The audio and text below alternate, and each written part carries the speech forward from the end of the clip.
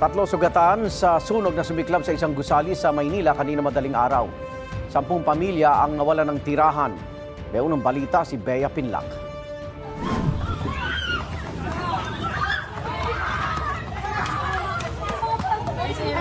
Sumisigaw at umiiyak na sa takot ang ilang residente ng Barangay 664A sa gitna ng sunog na lumamon sa tinitira nilang 2-story building sa Paco, Maynila kaninang madaling araw.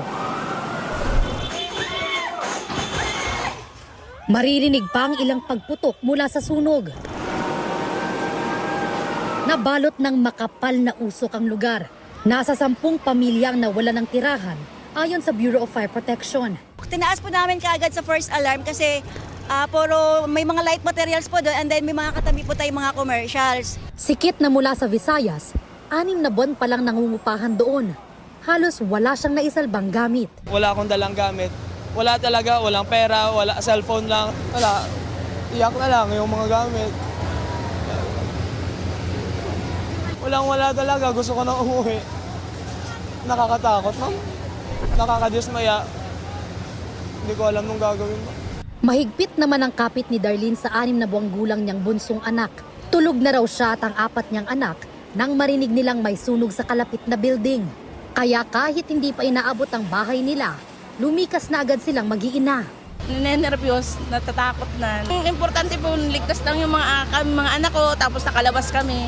Gumapang ang naglalagablab na apoy sa ilang kalapit na establishmento.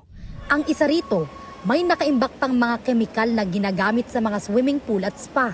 Nadamay lang po itong mga commercial na sa harapan natin dahil po doon sa ceiling po, yung ceiling po kasi light materials po. Napilitan po kaming wasakin po ang mga pintuan po nila at saka yung po mga glass po ng opisina nila.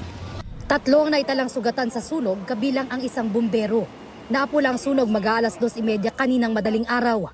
Iniimbestigahan pa ng BFP ang sanhi ng sunog pero ayon sa ilang residente, May narinig po akong parang bumbilya na parang sumabog, na parang bote na malakas, tapos yun na po, nagsimula yung sunog. hindi bababa sa 300,000 pesos ang tinatayang halaga ng pinsala. Ito ang unang balita. Bea Pinlac para sa GMA Integrated News. Igan, mauna ka sa mga balita, mag-subscribe na sa GMA Integrated News sa YouTube para sa iba't ibang ulat sa ating bansa.